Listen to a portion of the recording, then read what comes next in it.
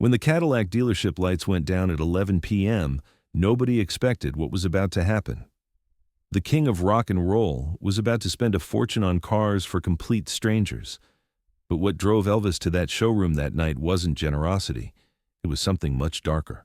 July 27th, 1975, Memphis, Tennessee, 10:43 p.m. Elvis sat alone in the TV room at Graceland, 3 televisions playing simultaneously, but he wasn't watching any of them. The blue glow illuminated his face, 40 years old but looking older, the weight of fame sitting heavy on his shoulders. Lisa Marie was asleep upstairs. Priscilla was gone, living her own life in California. The Memphis Mafia was scattered around the mansion, but Elvis had never felt more alone. His hand reached for the bottle of pills on the side table. The doctor said they were for pain, for sleep, for anxiety. There was always a medical reason. But Elvis knew the truth. They were for the emptiness, and no pill could really fill that void. "Boss?" Red West knocked softly on the door. "You okay in there?" "Just thinking, Red." "About what?" Elvis looked at the silent televisions, at the gold records on the walls, at the opulence surrounding him. "About how everything I touch turns to gold, except the things that actually matter." Red didn't know what to say. He'd seen Elvis in these moods before, the dark nights when the king became just a lonely man in a too-big house. "Let's go for a drive," Elvis said suddenly, standing up. "I need to get out of here." But what nobody knew was that this drive would become one of Memphis's most legendary nights. 11:07 p.m., Schilling Lincoln Mercury dealership, Memphis. The dealership was closed, dark except for the security lights casting shadows across rows of brand-new Cadillacs. Elvis's limousine pulled up to the front gate. Jerry Schilling was driving, Red West in the passenger seat, Elvis in the back staring at the gleaming cars through the window. "They're beautiful, aren't they?" Elvis said quietly. "All lined up, waiting for someone to take them home. Give them purpose." "Boss, the place is closed," Jerry said, "so wake somebody up." Elvis's tone was final. "I want to buy a car." Red exchanged a glance with Jerry. It was almost midnight, but when Elvis Presley wanted something, you made it happen. Jerry found a phone booth, called the dealership owner's home number. 20 minutes later, Howard Massey, the dealership owner, arrived in his pajamas under a hastily thrown-on jacket, his hair uncombed, eyes wide with disbelief. "Mr. Presley, it's an honor, but it's nearly midnight." Elvis stepped out of the limousine, wearing his typical outfit, a jumpsuit, gold jewelry, sunglasses even in the dark. He walked slowly through the lot, touching each Cadillac like he was greeting old friends. "How many Cadillacs you got here, Howard?" We have 14 on the lot right now, Mr. Presley. Beautiful machines, every one of them. I'll take them all." "Wait a minute, don't miss this detail." Howard's face went blank. "I'm sorry, sir?" "All 14. I'll take all of them." Elvis turned to face him, and even in the darkness, Howard could see something in the king's eyes. Not joy, not excitement, but something desperate, something broken. "Mr. Presley, that's over $140,000 worth of automobiles. Do you want to sell them or not?" "Yes. Yes, of course, sir, but, 14 cars? What are you going to do with 14 Cadillacs?" Elvis smiled, but it didn't reach his eyes. "I'm going to give them away." 11:52 p.m., inside the dealership. While Howard scrambled to process paperwork, Elvis walked through the showroom like a man on a mission. But not the mission anyone expected. He saw a woman through the window, Minnie Person, a black woman who cleaned the dealership at night. She was just finishing up, putting away her mop and bucket. Elvis walked outside. "Ma'am." "Excuse me, ma'am?" Minnie turned around and nearly dropped her bucket. "Oh, my lord, you're Elvis Presley." "Yes, ma'am, I am. What's your name?" Minnie Person." Her hands were shaking. "Minnie, you drive?" "Yes, sir, I do. I take the bus to work, but I know how to drive." "Not anymore, you don't." Elvis pointed to a sky-blue Cadillac Eldorado in the lot. "That one's yours now." Minnie's legs nearly gave out. "Sir, I can't. That's a $10,000 car." "It's yours. Go ahead. Sit in it." But Elvis didn't know yet that this night was just beginning. Tears streaming down her face, Minnie sat in the driver's seat of the Cadillac. Elvis handed her the keys through the window. Why? She whispered. Why would you do this for me? Elvis leaned down, his voice soft. Because I can't buy happiness, Minnie. But maybe I can buy a little bit of yours. As Minnie drove away, crying and laughing at the same time, Red West pulled Elvis aside. Boss, what are you doing? I'm doing what I should have been doing all along, making people happy, real people, not the ones who want something from me, just people. A car pulled up. A young couple, maybe mid-20s, had seen the commotion and stopped out of curiosity. You folks married? Elvis called out to them. The young man nodded nervously. Yes, sir, just last month. What's your name, son? Tom? Tom Hughes. This is my wife, Jennifer. Elvis walked to a white Cadillac Coupe de Ville. Tom and Jennifer, congratulations on your marriage. This is your wedding present from me. Jennifer burst into tears. Tom stood frozen, unable to process what was happening. Mr. Presley, we can't accept. You can and you will. Life's too short to drive a bad car. Elvis tossed him the keys. Treat her right, you hear? The car and the wife. This is where everything changed. 1:17 a.m. Word spreads. By 1 a.m., word had spread through Memphis like wildfire. Elvis Presley was at the Cadillac dealership giving away cars, free Cadillacs. Just show up. Cars started arriving. People in pajamas, people who'd been out at bars, people who'd heard from a friend who'd heard from a cousin. The parking lot filled with curious Memphians, all wondering if the rumors were true. Howard Massey watched in amazement as Elvis stood in his showroom lot like a benevolent king dispensing gifts to his subjects. But Red West watched his friend with growing concern. This wasn't generosity. This was something else. Something darker. Boss, Red said quietly, pulling Elvis aside. Maybe we should head back to Graceland. It's late and… No, Elvis's voice was firm. I'm just getting started. An elderly black gentleman approached cautiously, hat in his hands. Mr. Presley? Sir, my name is Paul Howard. I'm a preacher down at the First Assembly Church. I heard what you did for Minnie Person. She called me crying, said an angel had blessed her tonight. Elvis shook his hand. No angel, Reverend, just a man trying to do something good. Sir, our church, we've been trying to raise money for a bus to take our elderly members to services. We're about $8,000 short and… Elvis didn't let him finish. He pointed to a large Cadillac sedan. That'll fit about 8 people comfortably. Keys are inside. It's yours. The Reverend fell to his knees. Lord have mercy. Lord have mercy. You won't believe this, but by 2 a.m., 10 of the 14 Cadillacs were gone. Elvis had given them to a single mother who worked 3 jobs, to a Vietnam veteran in a wheelchair, to a teenager who'd been saving for college, to a nurse who'd spent her life caring for others. Each person had a story. Each person cried. Each person asked why. And each time, Elvis gave a different answer, but they all meant the same thing. Because I need to feel something real. Jerry Schilling stood next to Red, both watching their friend in the middle of this strange, beautiful chaos. He's buying love, Jerry said quietly. No, Red replied. He's trying to fill a hole that can't be filled. And it's breaking my heart to watch. 2:47 a.m., the last 4 cars.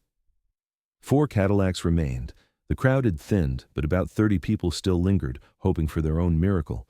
Elvis stood in the center of the lot, exhausted, emotionally drained. The pills were wearing off. The high of giving was fading. And underneath it all, the emptiness remained. A man in a business suit approached, different from the others, more composed. Mr. Presley, my name is David Chen. I'm a doctor at Baptist Memorial Hospital. A doctor? Elvis's eyes narrowed slightly. He had complicated feelings about doctors. Yes, sir. I heard what you were doing here, and I wanted to say thank you. You want a car too, Doc? No, sir. I make good money. I just wanted to say thank you for reminding Memphis, reminding all of us, that kindness still exists in this world, that generosity isn't dead. He paused. I know you're going through a hard time, Mr. Presley. The whole city knows. But tonight, you gave people hope. That's worth more than any Cadillac. Hold on. What you're seeing now is nothing. Elvis stared at the doctor for a long moment. Then, without warning, he started to cry. Not subtle tears, but deep body-shaking sobs, the kind of crying that comes from a place beyond words. Red and Jerry rushed over, but Elvis waved them back. I'm okay. I'm okay. But he wasn't okay. He hadn't been okay in a long time. I have everything, Elvis said through tears. Houses, cars, jewelry, fame, money, everything. But I don't have anything that matters. I can't sleep without pills. I can't perform without pills. I can't get through a day without pills. I'm 40 years old, and I feel like I'm dying inside. The crowd had gone silent. These weren't words from the king. These were confessions from Elvis Presley, the man. My wife left me. My daughter barely knows me. My mother's gone. My daddy looks at me like I'm a stranger. The colonel controls everything I do. I'm surrounded by people, but I'm completely alone. He looked at the remaining Cadillacs. So yeah, I'm giving away cars. Because for just a few minutes, when I see their faces light up, I feel like maybe I'm worth something. Maybe I can still do something good. Dr. Chen stepped closer. Mr. Presley, have you considered getting help? Real help. You mean rehab? Elvis laughed bitterly. The colonel would never allow it. Bad for the image. Can't have the king looking weak. The king might survive, Chen said gently. But will Elvis? 3:33 a.m. The final gift. As the sun threatened to break over Memphis, Elvis made his final decision about the last 4 Cadillacs. A young woman stood at the edge of the lot, 22 or 23, with a small child sleeping in her arms. She'd been there for over an hour, but hadn't approached, hadn't asked for anything. Ma'am, Elvis called to her, what's your name? Sarah Mitchell. Why are you here, Sarah? Honestly, I thought it was a joke. Free Cadillacs? It doesn't happen in real life. She adjusted her sleeping child. But I can see now it's real. You're really doing this. Why didn't you ask for one? Sarah smiled sadly. Because I don't deserve one. I made bad choices.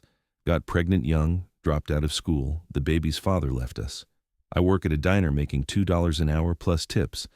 I take 3 buses to get there. But those are my consequences, not yours to fix. Elvis studied her face. He saw himself in her eyes, the weight of mistakes, the burden of consequences, the quiet dignity in accepting your lot. That burgundy Cadillac over there, Elvis said. See it? Yes, sir. It's yours. Take it. Mr. Presley, I just told you. I heard what you said, and that's exactly why you deserve it, because you didn't ask, because you're taking responsibility, because you're working hard for your child. He walked over and put the keys in her free hand. Bad choices don't define us, Sarah. What we do after the bad choices, that's what matters. But the most shocking moment was still to come. As Sarah drove away crying, Elvis turned to the final 3 Cadillacs. He looked at Red, at Jerry, at Howard Massey, who'd stayed through this entire surreal night. These last 3, Elvis said. Red, pick one. Jerry, pick one. Boss, we can't, Red started. You've been with me through everything. Mama's death, the army, the bad movies, the divorce, the pills, all of it. You've earned more than a car. But it's all I have to give right now. Elvis's voice cracked. Please, let me give you something. Red and Jerry each chose a Cadillac, both men fighting back tears. 1 car remained, a gold Cadillac Eldorado, the most expensive one in the lot. Howard Massey looked at it nervously. Mr. Presley, that one's $14,000. It's our showcase model. If you want to return any of these purchases, I understand. How long you been selling cars, Howard? 23 years, sir. You ever have a night like tonight? Howard laughed. Not in a million years. Good. Elvis tossed him the final keys. That one's yours. Thank you for opening your dealership at midnight for a crazy rock star who needed to feel human again. Howard caught the keys, stunned into silence. Elvis turned and walked toward his limousine. The first light of dawn was breaking over Memphis. He'd just spent over $140,000, roughly $500,000 in today's money. He'd given away 14 Cadillacs to strangers, friends, and 1 very surprised car dealer. And yet, as he settled into the back seat of the limousine, the emptiness returned. 4:15 a.m. Graceland Elvis sat on his bed, still in his jumpsuit, staring at nothing. The high was gone. The joy of giving had faded like morning fog. He was back where he started, alone, empty, searching for something that cars and money and even kindness couldn't provide. Linda Thompson, his girlfriend, appeared in the doorway. She'd heard about the Cadillac giveaway on the news. All of Memphis was talking about it. "Baby," she said softly, sitting beside him, "that was a beautiful thing you did tonight." Was it? Or was it just another way for me to avoid dealing with what's really wrong? What is really wrong, Elvis? He was quiet for a long time. I don't know who I am anymore. Am I Elvis Presley, the man from Tupelo who loved gospel music and his mama? Or am I the king, this character everyone expects me to be? I've been performing so long, I forgot where the performance ends, and I begin. Linda took his hand. "The man who gave away those cars tonight, that was the real you. That was Elvis. Then why do I still feel empty?" She didn't have an answer, neither did he. But what nobody realized was that this night was a symptom of something much deeper. The next morning, news spreads. By morning, the story had exploded. National news picked it up. Elvis gives away fleet of Cadillacs to strangers. Some papers called it eccentric generosity. Others questioned his mental state. The IRS started asking questions about gift taxes. Colonel Parker was furious. He called Graceland at 9 a.m., his voice tight with controlled rage.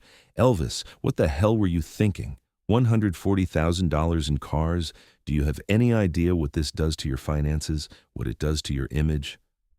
"Image?" Elvis's voice was hollow. "I don't give a damn about image anymore, Colonel." "Well, you better start giving a damn. We have contracts, obligations, appearances. I gave some cars to people who needed them more than I needed the money. If that's a problem for you, Colonel, then maybe we need to rethink our arrangement." It wasn't the first time Elvis had threatened to fire Parker. It wouldn't be the last, but something in his voice this time made the Colonel pause. "Elvis, are you okay?" "No, Colonel. I'm not okay. I haven't been okay in a long time, and buying cars for strangers at 2 a.m. is apparently how I cope with that." He paused. "I'll do your shows. I'll make your money. But my money, what little control I have over my own damn money, I'll spend it how I want." He hung up before Parker could respond. 2 weeks later, follow-up. The story of the Cadillac giveaway became part of Elvis folklore. Years later, people would still talk about the night the king went crazy and gave away a fortune in cars. But what few people knew were the follow-up stories. Minnie Person, the cleaning lady, used her Cadillac to start a small cleaning business. She hired other women from her neighborhood, gave them fair wages, treated them with dignity. By 1980, she owned 3 houses and had put both her children through college. Tom and Jennifer Hughes drove their wedding Cadillac for 15 years. They had 3 kids. Tom became a teacher. When they finally sold the car in 1990, they donated the money to a scholarship fund for underprivileged students. The Reverend Paul Howard used the church Cadillac to transport elderly members for another 20 years. He also started a community outreach program, feeding the homeless, helping addicts, being the hands and feet of the gospel he preached. Sarah Mitchell, the single mother, sold her Cadillac after 6 months. She used the money to finish her education, became a nurse, raised her child, and eventually opened a free clinic for low-income families. Every person Elvis touched that night went on to touch others. The ripple effect of kindness spread far beyond that July night in 1975. But for Elvis himself, the emptiness remained. August 1977, the real cost. 2 years after the Cadillac night, Elvis Presley died at Graceland. The official cause was heart failure, but everyone knew the real killers were the pills, the lifestyle, the pressure, the loneliness. When they inventoried his estate, the lawyers were shocked. For a man who'd earned hundreds of millions of dollars, Elvis died with less than $5 million in assets. Where had it all gone? Some went to Colonel Parker's schemes, some to bad investments and hangers-on, some to maintaining Graceland and supporting dozens of family members and friends. But a lot of it, millions of dollars over the years, went to moments like the Cadillac night, random acts of generosity, paying strangers' medical bills, buying houses for friends, giving jewelry to people he'd just met, leaving massive tips for waitresses, supporting churches, charities, and anyone with a sad story. Elvis couldn't save himself, but he spent his fortune trying to save everyone else.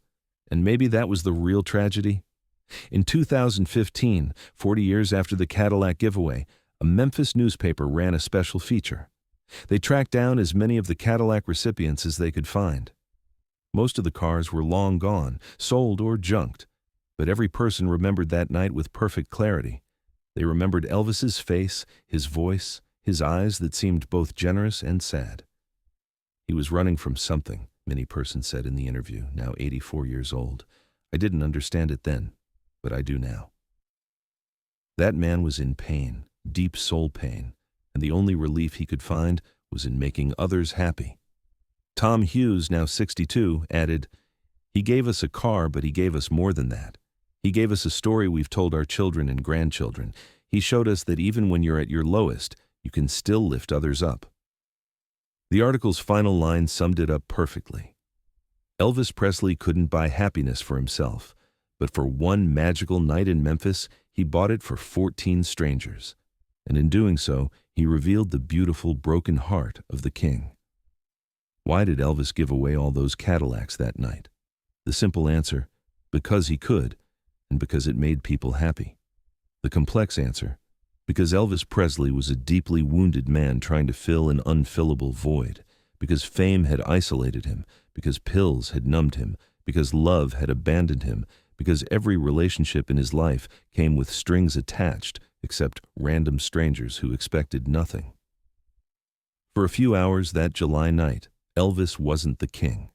He wasn't a commodity. He wasn't Colonel Parker's cash cow or Hollywood's nostalgia act. He was just a man with too much money and too little joy, sharing what he had with people who had less. Was it fiscally responsible? Number. Was it mentally healthy? Probably not. Was it genuine? Absolutely. And in a life full of performances, contracts, and calculated moves, that one night of spontaneous generosity might have been the most authentically Elvis thing he ever did. The Cadillacs are gone. The money's gone. Elvis is gone. But somewhere in Memphis, there are families who still tell the story of the night the king stopped by and changed their lives. Grandchildren who exist because their grandmother got a car and started a business. Students who graduated because of scholarships funded by a sold Cadillac.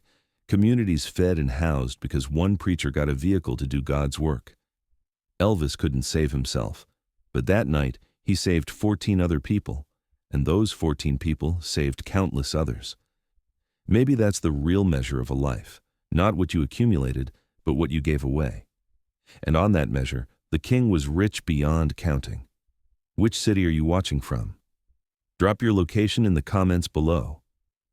Now we want to hear from you. Have you ever felt so empty that you tried to fill it by helping others? If you had Elvis's wealth for one night, what would you do with it? Share your thoughts in the comments.